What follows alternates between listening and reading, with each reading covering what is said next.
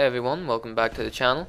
And as you can see, I've got some Killzone Shadowfall up. This first clip that you're seeing is the very first, minute or two of gameplay that I ever played of Killzone Shadowfall online, and I have to say I was quite surprised by how well I did. The second gameplay is just like a random match that I uploaded via the share button, but I'm just gonna give my general impressions on Killzone Shadowfall because the PS4 released in Europe a week ago. And I've been playing Killzone Shadowfall quite a lot, and I have to say it is quite a good game. So I'm going to start off with my impressions and then just give some general beginner's tips to those of you who haven't really played it yet or have yet to get a PS4. But starting off with impressions, this game runs at 60 frames per second. It is a huge difference. Like when you step into your first match, you'll just instantly recognize how smooth it is, and it makes it like really addictive to play. One interesting thing about this game, this being a console game especially, there's no auto aim. Games like Call of Duty and Battlefield on console use auto aim to kind of help you aim. Killzone Shadowfall doesn't use auto aim, and in my opinion you don't really need it. The PS4 analog sticks, they're so tight and so resistive that it is really easy to aim at people without auto aim, and I wouldn't be surprised if we see more games for the PS4 coming out in the future without auto aim. Weapon balance seems very nice. The Rumbler and Kaiser, which are the equivalents of the M82 and Staff 52 from Killzone 2 and 3, they seem to be the best weapons so far, but they're by no means perfect. Each gun in Killzone Shadowfall feels very unique,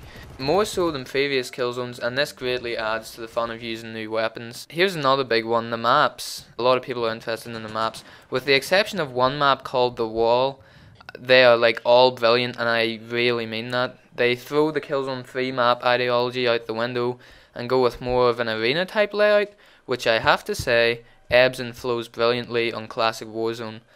Think of it as Killzone 2 pacing, but without the frag fests or base camping of maps like Radic Academy. It really is brilliant, and you really have to try it for yourself to see how good it is. Base camping returns, but again, with the exception of The Wall, it has been resolved to the point where it is much rarer, and when it does happen, it's very easy to flank out of the base, because now, unlike Killzone 3, there's 4 or 5 flanks out of each base, so it's generally easy to escape. And there's now base camping force fields, which I'm sure you've seen from the gameplay at this point. They're like big yellow force fields at your base. These yellow shields keep enemy fire out and allow you to peek out and clear your base with ease, so base camping really isn't an issue in this game for those of you who were worried about it. Spawn beacons are also back as they were in Killzone 2. You can deploy them anywhere, you don't need to capture them as a tactician, which is great. They work great and are also great tools for getting out of base camps and attacking objectives. Time to kill is more in line with Killzone 2 than it was in Killzone 3.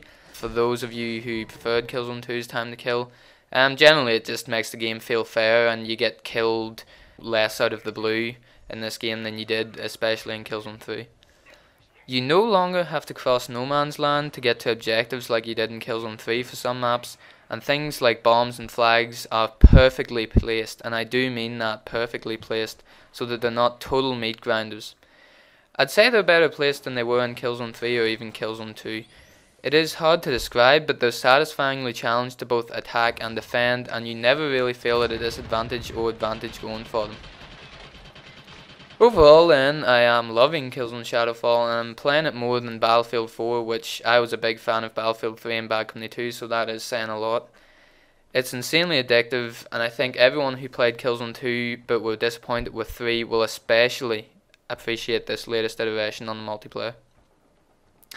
Now that I have my impressions out of the way, I'm just going to give, 2 or 3 tips to newcomers just to get, allow you to hit the ground running. The first guns you should use should either be the Kaiser or the Rumbler. Again, these are like the M82 and Staff 52 of their day, but they aren't nearly as advantageous as they were in previous Killzones. That said, however, they are the most reliable and make for a great way to get used to how the game feels without having to worry about some of the exotic weapon traits that some of the other weapons possess. My second tip is, well, this is a classic Killzone trick I suppose, but use grenades to flush guys out. It's common in games like Call of Duty to just chuck grenades over the map and hope for a kill, but they have very nice splash radii in this game, and if someone retreats behind a door during a firefight, even an obtusely thrown grenade will get them. Not enough people are making use of grenades, I find, yet, and they are really effective. They probably account for about a tenth of my kills, which for a game based on shooting people is actually pretty good. Don't run or sprint unless you know the run is secure.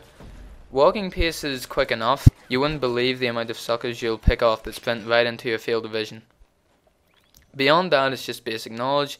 One tip that I think is particularly useful is, instead of running at doors at a 45-degree angle to get into the door, hug the wall next to it and approach it that way. Anyone coming in the door is either looking straight forward or mildly to the left or right. They never compromise their forward view enough to see you if you are hugging the wall. This is particularly effective for getting guys that are coming into objectives. So that's all I have for you today. I am really loving Killzone Shadowfall, and if you are thinking about picking up a PS4 or already have a PS4, definitely get it. The multiplayer alone is just worth it.